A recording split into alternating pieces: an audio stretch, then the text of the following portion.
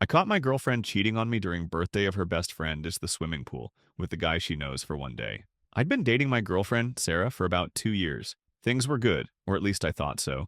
We met through mutual friends, hit it off, and settled into a comfortable routine. She was outgoing, always the life of any party, and I liked that about her. I'm more reserved, so her energy balanced me out. We'd been through our share of ups and downs, but nothing major. Her best friend, Mia, was turning 26, and Sarah was hyped about the birthday party. It was going to be at Mia's family's place, which had this huge backyard with a swimming pool. The plan was a big daytime bash food, music, drinks, and a ton of people splashing around. Sarah spent weeks helping Mia organize everything. She was texting Mia constantly, picking out decorations, and even planning a playlist. I didn't mind, it was her thing, and I was just happy to tag along.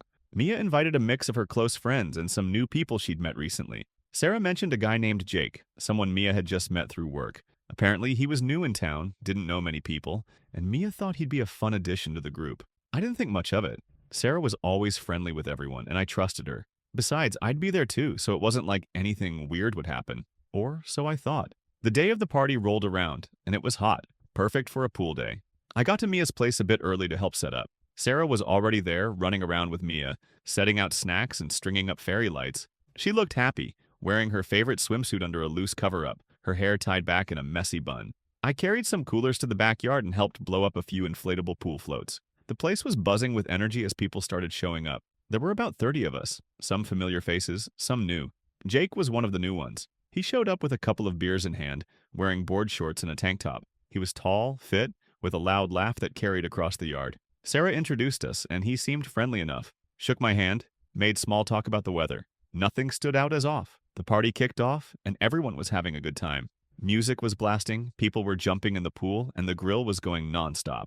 Sarah was in her element, laughing and chatting with everyone. I noticed she talked to Jake a couple of times, but it didn't seem like anything more than her being her usual social self. They were joking about some dumb pool game Mia was trying to organize. I was hanging out with a few of Mia's cousins, eating burgers and sipping a beer, keeping an eye on Sarah from a distance. She'd wave at me every now and then, and I'd wave back. Everything felt normal. As the afternoon went on, the vibe got looser. People were drinking more, and the pool was packed with people playing volleyball or just floating around. Sarah and Jake ended up on the same team for one of the games, and I noticed they were getting along well, high-fiving, laughing a lot. I didn't think too much of it at first. Sarah's always been flirty in a harmless way, but something about how comfortable they seemed together started to bug me. I brushed it off, figuring I was just being paranoid. After all, she'd only met the guy that day. What could possibly happen in a few hours?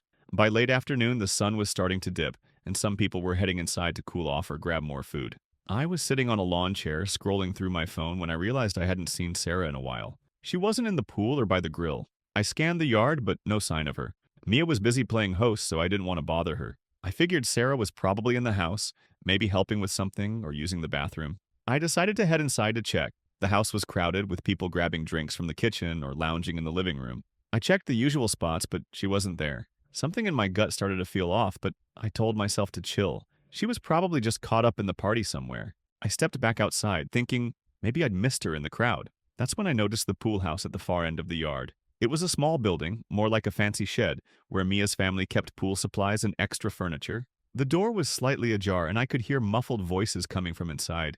My heart started beating faster. I don't know why, but I had this sudden urge to check it out. I walked over, trying to stay casual, like I was just wandering around. As I got closer, the voices got clearer. One of them was Sarah's. The other was a guy's voice, Jake's. I stopped a few feet from the door, not sure what to do. Part of me wanted to turn around and pretend I didn't hear anything, but something kept me rooted there, listening. I stood a few feet from the pool house, hearing Sarah and Jake's voices inside. They were talking quietly, keeping their voices low like they didn't want anyone to overhear. The party was still lively behind me, music playing, people laughing, splashing in the pool, but it felt far away. I stepped closer to the door, which was slightly open, just enough to see inside. I wasn't sure what I was expecting, but I couldn't just walk away. I pushed the door a bit more and looked in. The pool house was small, with a couch, a table, and shelves full of pool supplies. Sarah and Jake were standing near the back wall, close together. They didn't see me at first. Sarah had her cover-up off, standing in her swimsuit, leaning against the table. Jake was facing her, one hand on the table, his body turned toward her. They were talking, and Sarah laughed at something he said. Then he moved closer, and she stayed where she was. He touched her arm, and she looked up at him, smiling in a way that felt too familiar, like it wasn't just casual. I opened the door fully, and it made a noise. They both turned toward me, pausing for a moment. Sarah stood up straight and started explaining that she was just showing Jake where the extra towels were. Her voice was quick, a little shaky. Jake nodded, looking away, not adding much. I asked why they needed to go to the pool house when there were towels by the pool. Sarah said she didn't want to mess up Mia's setup. The explanation didn't add up, but I didn't push it right then. I didn't want to cause a scene at Mia's party, so I said I was going back outside. Sarah grabbed her cover up and followed me, saying she'd come too. Jake stayed behind, mumbling something about getting his phone. As we walked back to the party, Sarah kept talking about random things. The food, the music, anything to keep the conversation going. I nodded along but stayed quiet. My mind was on what I'd just seen. She'd known Jake for a few hours and they were already acting that close? I kept calm, but I knew I'd need to talk to her later, away from everyone. Back at the party, I hung back, grabbing a drink and watching the crowd. Sarah went back to her usual self, laughing with Mia and other friends. But she kept glancing at me. She'd come over every so often, asking if I was having fun, touching my arm. I said I was good, but I was distracted. Jake came back out eventually, blending into the crowd, talking to other people like nothing had happened. It bothered me how easily he slipped back into the party. As the night went on, the party started to slow down. Some people left, others hung out by the pool or inside. I was ready to head out, but Sarah wanted to stay and help Mia clean up. I offered to stay too, but she said it was fine, that I should go home and she'd meet me later. That felt off. We usually left together after something like this. I asked if she was sure and she nodded, giving me a quick kiss before saying she'd be over soon. I didn't argue, but I wasn't happy about it. I said goodbye to Mia and a few others, then walked to my car. On the drive home, I kept thinking about the pool house. Sarah's smile, Jake touching her arm, the way they looked when I walked in. It kept replaying in my head. I tried to convince myself it was nothing, just her being friendly, but it didn't sit right. She'd met him that day, one day. I got home, sat on my couch, and checked my phone, expecting a text from her. Nothing. Hours passed and she didn't call or message. I started wondering what was keeping her. Was she still at Mia's? Was Jake still there? I didn't want to seem clingy, but I sent a quick text asking if she was okay. No response. By midnight, I was still up, checking my phone every few minutes. I thought about going back to Mia's, but decided against it. Instead, I called a friend who'd been at the party. He said he'd left around 10, and Sarah was still there with Mia and a few others. He didn't mention Jake, and I didn't ask. I thanked him and hung up, feeling a bit relieved, but still uneasy. I decided to wait until morning to talk to Sarah. I needed answers, but I didn't want to come at her too hard without being sure. I just needed to know what was really going on. I barely slept that night, checking my phone every hour, hoping for a text from Sarah. Nothing came. By morning, I was exhausted but wired, running on coffee and questions. I sent her another message, just asking when she'd be over. She replied around 10 a.m., saying she'd crashed at Mia's because it got late, and she'd come by soon. It sounded reasonable, but it didn't ease the nagging feeling I had. I kept thinking about her and Jake in the pool house, how close they'd been, how she'd brushed it off. I needed to talk to her face to face. Sarah showed up at my place around noon, looking tired but acting normal. She was in sweatpants and a hoodie, her hair pulled back, carrying a coffee. She hugged me and started talking about the party, how fun it was, how Mia was happy with how it turned out. I let her talk, waiting for the right moment. When she paused, I brought up the pool house. I kept my tone calm, saying I'd seen her and Jake, and it looked like more than just grabbing towels. Her face changed like she'd been caught off guard. She repeated the towel story, adding that Jake was just being friendly and she didn't think anything of it. I asked why she was alone with him in there, why it had to be so private.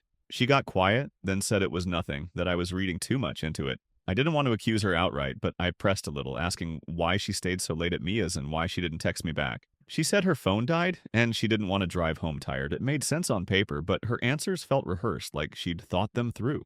I told her it didn't add up, that she'd known Jake for one day and was already acting that comfortable with him. She got defensive, saying I was being jealous and that she couldn't talk to anyone without me assuming the worst. That stung, because I'd never been the jealous type before. But this wasn't just anyone. This was a guy she'd just met, and I'd seen how they were together.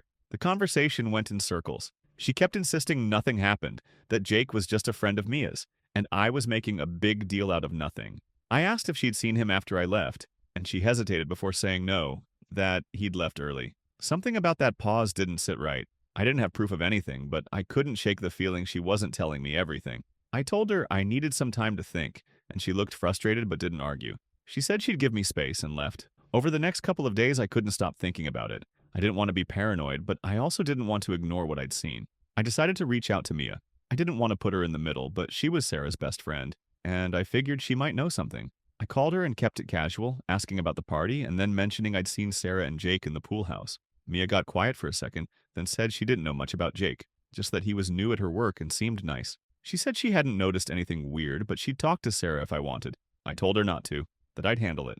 A week passed and Sarah and I were still talking, but things felt off. She was texting less, and when we hung out, she seemed distracted. I started noticing small things, like how she'd put her phone face down when we were together, or how she'd change the subject when I brought up the party. I didn't want to keep harping on it, but I couldn't let it go. Then one night, I got a message from a mutual friend who'd been at the party. He said he didn't want to stir up trouble, but he'd heard from someone else that Sarah and Jake had been seen leaving Mia's place together after I'd gone home. He didn't have details, just that they'd left in Jake's car. I confronted Sarah the next day. I told her what I'd heard and asked her to be straight with me. She looked panicked for a moment, then admitted she'd gone to grab food with Jake and a couple of others after the party. She swore it was just a group thing, that nothing happened, but she hadn't told me because she knew I'd get upset. I asked why she was hiding it if it was so innocent. She didn't have a good answer, just kept saying she didn't want to fight. I told her I couldn't keep doing this, that I didn't trust her anymore. She started crying, saying she didn't want to lose me, but I needed more than apologies.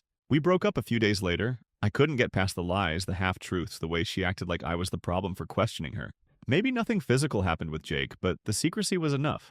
I heard through friends that she started hanging out with him more after we split, but I didn't want to know the details. It hurt, but I was done chasing answers. Looking back, that pool house moment was the start of it all unraveling. I don't know if she cheated that night, but she broke something between us and I couldn't stay with someone I couldn't trust.